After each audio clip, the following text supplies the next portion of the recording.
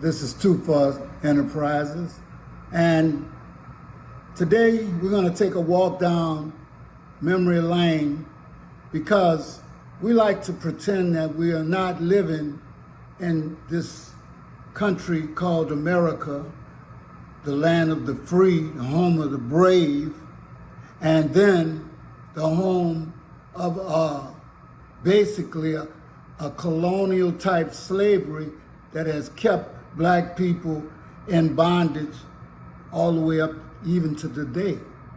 But back then it was different. So let's take a walk down memory lane.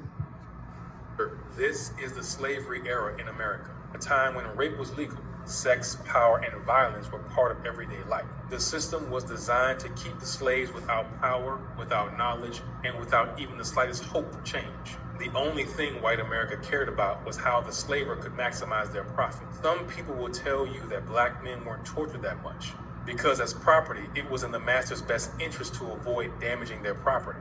But that couldn't be further from the truth. The whole concept of torture came about because there were no consequences. Anyone could do whatever they wanted with their property.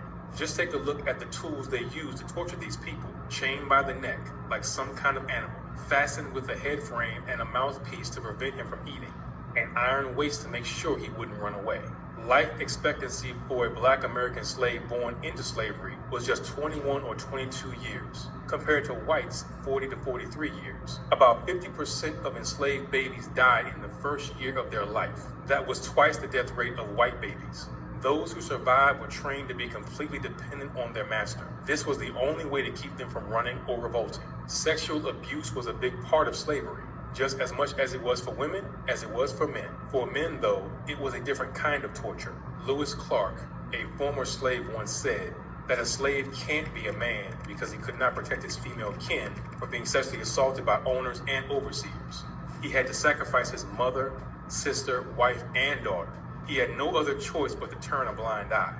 The sexual abuse of black men and boys is heavily recorded throughout history, but it is rarely talked about. That's because there were no limits to the depravity of humankind. White women also sexually assaulted their male slaves. When slavery was at its peak, white women received their own slaves. This was a common practice. White parents often gave their daughters more enslaved people than land. This gave the woman some form of independence. During this period, women were supposed to be obedient and faithful to their husbands. Unfortunately, many of them were abused. They were also fully aware that their husbands were sexually abusing their slaves. So the women wanted power of their own. They too could make money selling slaves, hence the breeding farms. It's time for us to unlearn all the BS they taught us and learn who we truly are. That's exactly why we made our bundle called Unlock Minds. It includes multiple ebooks breaking down our real history, Well, I will get back to this in a minute, but I will say this. I will do my best to arrest the negative light shown on our people who we ourselves detest. At the ancestors' behest, we shall stop fighting one another as if we are entered into master's contests. We are not his guests to mock and jest. Let us take our rightful place on top of the earth's crest. No, this is not a test, nor the Wild Wild West. It is time to campaign and build up our own war chest. Protest, I attest, is like all the rest. Talk, talk, talk. No, I suggest, stop talking and finally face your true pests. Because you see, we've been pestered all our lives. We've been told things that are not true. We have to come to an understanding within ourselves and especially within our communities that we are greater than what somebody told us and the things that were taught to us. To force them to have sex with women and get them pregnant. These white women didn't care if the enslaved man had to sleep with his sister, mother, or daughter. If he fits the profile, then he would make an excellent breeder. White women prefer young and able farmmen. An excellent physique provided a better bargain. These men were forced to produce more and more children so their masters could sell them at a high price. If the man resisted, he would either be severely punished or killed. Here is how the industry worked. A 1662 law known as Partus Sequitur Ventrum stated that if an enslaved mother gave birth to a child, that child would inherit the status of a slave. If the mother was free, then her child would also be born free. Reproducing was critical when white supremacists wanted to increase the number of slaves they had. More slaves meant more labor, more money, and money equals power. This became a crucial practice, especially after 1808, when the international slave trade was banned. White people had to use any means necessary to maintain a high number of slaves without the transatlantic slave trade.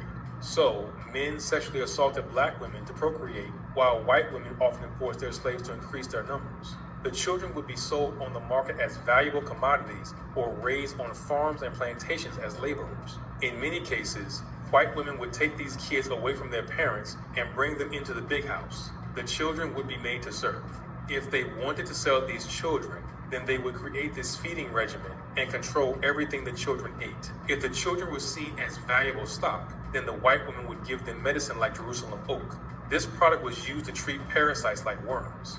If the child was not fit enough, then white women would force them to run around the farms and race with other black children. This was a test to see who would be the fittest. This practice ensured that the children would fit the criteria for extended labor and sell for a good price. Many of the young boys were also kept in the breeding farms and forced to reproduce, just as their fathers and mothers were forced before them. In some cases, white women would make black women and men watch their children go through the same traumatic ordeal. This created generational trauma.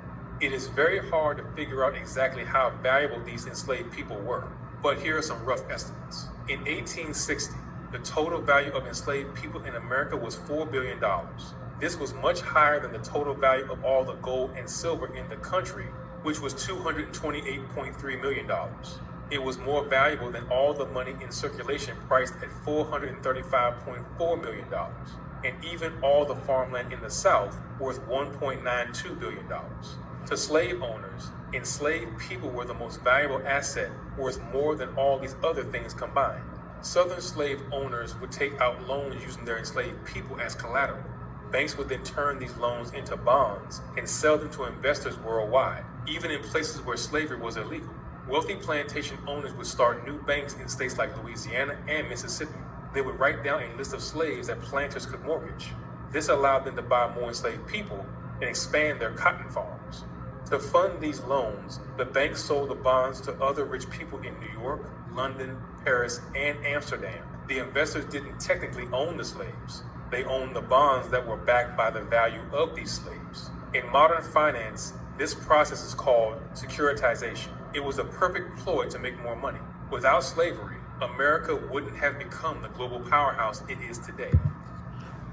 So, when we talk about reparations, and people talk about why should we be given reparations, I think this is a good argument. We give up on everything that we do. If somebody's shot, we get out there, we protest, might turn over a car or something, breaking somebody's shop, for a couple of days, and then all of a sudden it dies down. But let me tell you something. Rich people don't pay $1 for anything unless they're made to. And that is one of the things that I've had to learn, to challenge everything that I don't think that I'm not supposed to pay for. And that goes for what anyone else thinks, okay? I mean, I need to be able to have abundant life, money, health, and all of this just like you. We have to change our mindset. We've been taught a lot of things that have helped to keep us down, especially about fighting and hating one another. Because you see, in slavery, they used to pit one guy against another from different plantations, and both of them would be black. And so they're doing the same thing now. We just can't see it because we're asleep. We're consciously asleep on our music or whatever else you're doing. It's time to wake up.